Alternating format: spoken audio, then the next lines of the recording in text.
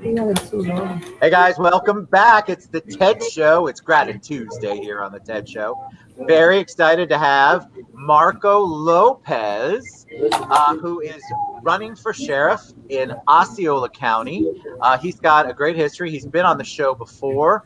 I love it when alumnuses come back to the show. So welcome back, Hurricane Marco, as we were talking about earlier. Welcome back to the show, Marco. How are you doing?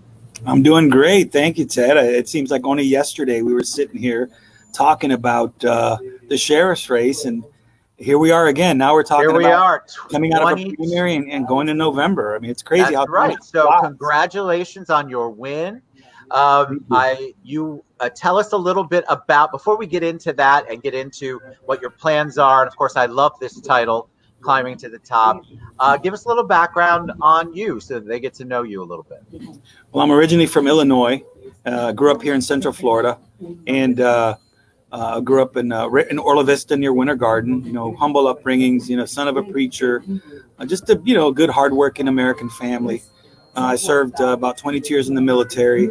I served during Operation Iraqi Freedom, and I was in law enforcement for about 17 and a half years, and I also was self-employed for a time, and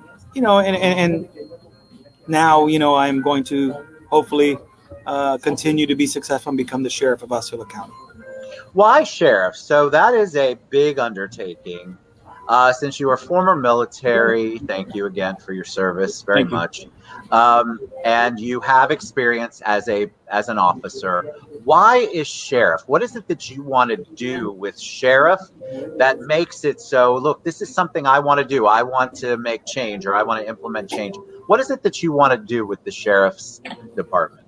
Well, as a law enforcement officer and Americans, anyone that's up to date on what's been going on in the world, we've seen in the last 10, 15 years a change in the direction of public perception and law enforcement. I want to bring it back to, we can look up to cops. We can trust cops. Cops are our friend. Let's bring some transparency. I don't know about you, but I don't like going to work and being hated. I want the community to like us. And when I was a little boy growing up, I loved law enforcement. I loved seeing the cops and the firemen. I looked up to them. Yeah. I wanted to be one. I wanted to be a fireman and then a policeman. I wanted to be a fireman also. Yeah. And then now all of a sudden it's like people are shying away from that and they're distrusting us. And with that being said, I saw a lot of departments in America not being proactive, trying to change that mentality, the way the public is perceiving us. So I went ahead and started saying, you know what, the only way to do it is put in my own ideology, my own ways that I feel that I can create that transparency and start bridging that gap like everyone says they're going to do, but they don't. Let's come at some of the reasons. Tell me what you want. I didn't mean to interrupt you. I'm sorry. It's just a little delayed, so I'm not trying to cut you off. I love this. I love the community part because you're right. I've had a lot of shows on, especially since COVID, and then God bless him, George Floyd, and there just has been so much negativity and animosity. Yes. And the community itself has been torn over how to build that bridge, how to build that relationship back. So what do you want to do in the communities? What are some of the targets that you'd like to see that you hit, especially in the beginning, because that's such an important thing and it's on everybody's mind right now? First, I just want to tell everyone that we still got a lot of work to do, just really quick. It was a real struggle. Like I said, anybody in America, there's no excuse for you not to do or get somewhere. If you try hard enough, you can do it. And I'm living proof. I fought against, like I say, a beast. He had about $500,000 at his disposal in community services funds. I fought there was another candidate that had about $140,000 in his tank. And I only had $29,000, but I used my volunteers wisely. We knocked on 15,000 doors and we did it. And it's just an astonishing accomplishment. A lot of people didn't think I can do it. No one believed in me, but we did. One of the first things I'd love to do is create a community advisory review board with a budget review board. We don't have that. How can you let the people know what you have to offer, or how we're disciplining officers, or how we're handling daily complaints, or how we even operate as an agency without that transparency? Those are simple things we can do to start just to try to break that, make that bridge that gap. And then what about a de-escalation training matrix with mental health for our officers so they could provide you a better customer service? These guys are under stressful situations every day, all day. We have to understand they're humans. And then I'm a veteran, and I'd love to do something for our veterans, a veterans liaison outreach program where, let's give back something to those small percenters that sacrifice themselves for our country. And all we're doing is that revolving door. They have PTSD, we arrest them. There's a lot of good programs we're going to implement to get more involved with the community. I just need your help, and anybody who's willing to give me their support in Osceola County and believes in me. November 3rd, I can't do it without you. Agreed. So tell me, I love all of those particular things, those outreach programs, because that's really where I feel like overall the perception is that the police department is separate from the community. That's other people's perception, that there is no communication overall. And this is worldwide. This is just going on everywhere. That's the perception. So reaching into the community is so important, because if you don't have that trust, then that's where you get all of this. The de-escalation I'd love to talk about, because I feel like that is so critical when, God bless our officers who are in the field. It is so stressful. I'm preaching to the choir, I know. And so to be trained to try to figure out how to not only keep their own stuff de-escalated, but de-escalate the situation as it's going is so critical. So what kind of training do people get? What kind of training do you have? We had some questions before we went live about this. So the de-escalation part, believe it or not, even before you said it. So what kind of things do you want to do? Is it education for the officers? Is it community barbecues? What are the things that you want to do to try to get the community involved and then educate them on the de-escalation? Well, I think officers for many years are going to 12 to 15 calls a day. It's negative contacts with the community, believe it or not. No one calls you to come over for the barbecue ribs or for a cup of coffee. Everybody's calling you because they have an issue. My wife hit me. My dad kicked me out. And, and we're problem solvers. But no one is here to help them wind down from that potential PTSD that's being created. I mean, they're building all this stuff inside. If we can get them some counseling, in-house counseling, maybe bring on a psychologist or a counselor on board that has a background in mental health, and say, come sit on my couch for a little bit, talk to me, get all that off your chest. What's bothering you? This could potentially help him wind down. Hey, maybe he needs 3 days off on me. I'll pay for it. We don't need to affect your vacation time. Education. Excuse me. Those are the little things that we can do to help maybe offset that, because in turn, they're going to provide you a better customer service. There's a lot of different angles we're going to look at. But I think the mental health counseling in-house, I think it's going to be really important. It's going to help us at least start paving that way to help prevent a lot of these anger incidents and de-escalate some things that should have never gotten to the level that they get to. And there's also a stigma, correct me if I'm wrong, there's a stigma that police officers feel if they admit to the stress level, or if they admit that they're really, really under duress, that they feel like there'll be some sort of repercussions from that, or it will go against them getting promoted or being out in the field. Yes. Talk a little bit about that. Yeah, it's that taboo. We have some of the highest suicide rates, military and law enforcement. And, cops have a lot of pride. You take their gun, you just took away, they'll never work again in this town. And a lot of them don't want to go to security work. They're like, man, you kidding me? I'm way higher than this. And those are the things that we have to teach them. Hey, it's okay. We're not all here to take your guns. They're not all going to kill themselves. So we can reach them before. There's a lot of good, like we used to go debriefs whenever you see a violent, an incident. We can get mandatory debriefs. Hey, talk to them. You saw death. You saw body parts. Let's get this out. And this way, they don't have to keep building it inside and then have an explosion or a negative incident later down the road. What we're trying to do is take the preventative measures to help them take some of that burden off their back and off their minds. I love that. Let's talk about the mental health with the community.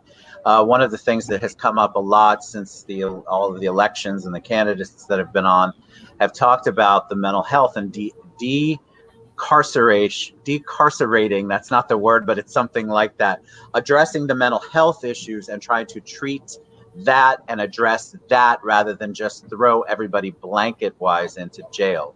I think that's what you were sort of referencing as far as the mental health. Can you talk a little bit more about that? But, you got to remember something, Ted. I mean, most officers, and not to offend anyone, we have high school diplomas, GEDs, some college. We're not counselors. We're not psychiatrists. We're not psychologists. We don't have those tools to go out there and be able to make those determinations on who is having a mental health crisis and who is not. That's part of the stuff that we can use to train our officers to be better identifiers. People don't realize, the officers are human beings just like you and me. If we don't have these tools, we're not trained to be able to identify some of these signs. I mean, you're going to have those shootings. You're going to have those incidents where it's just going to negatively impact the department. But until our federal government and our local government start giving us funding for these tools, I think it's going to be, crucial in order to get us back on track and start establishing that trust within our community and our law enforcement. I agree. And you have a newly elected state attorney who thinks the exact same way. I was privileged to have her on the show and talk about that several times. I'd be remiss, and Rick would give me a hard time if I didn't talk about how historic this is for you. If you win the race, and you'll say when you win, and that's what you should say. Yes. As sheriff, you would be you're the first Latino. Yes. If historically, I don't. Maybe you can do some research for me, because I've looked. I mean, I know you probably have more pull than I do. We have, to my knowledge, there has never been a Latino sheriff in the state of Florida. I think I could be wrong. I know there's a lot of chief of police, but sheriffs, I'm not sure. I know in Central Florida, Orlando, and Osceola County, no. But it's kind of, that wasn't the goal that was set out. The first Latino sheriff. No, we want to be the best sheriff. We want to be everybody's sheriff. And if that's part of the package, we make history.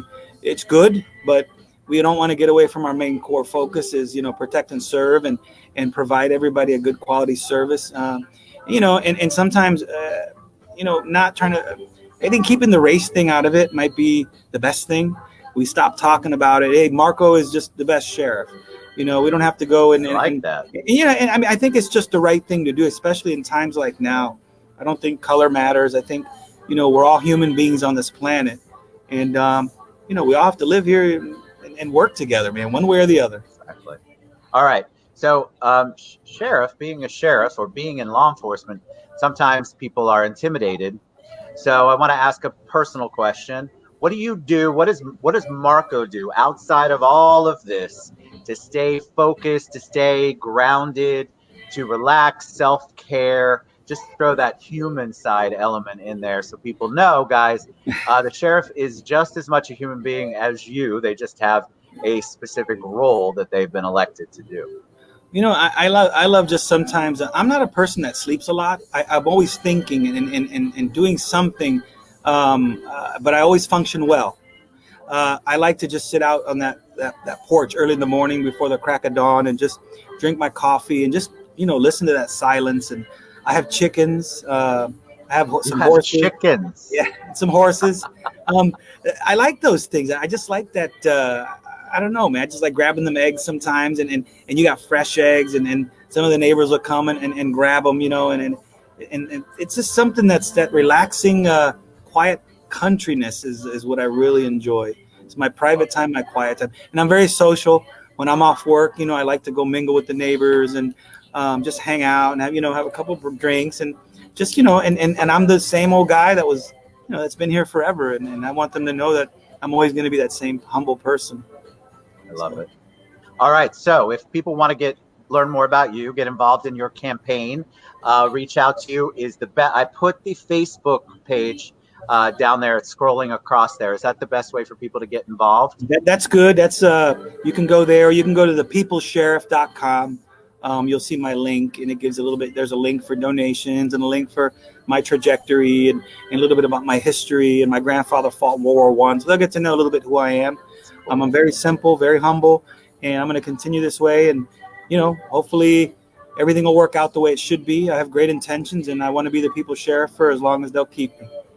I love it. The people's sheriff. That's good. I will put that in the post again when I do it. Marco, thank you so much for being on the show. It's always a joy to have you on. I love hearing what you have to say. When I win, I want to bring when I win, I want to bring you to the sheriff's department and do a TED show with me. I would love to do a TED show at the sheriff's department. Definitely.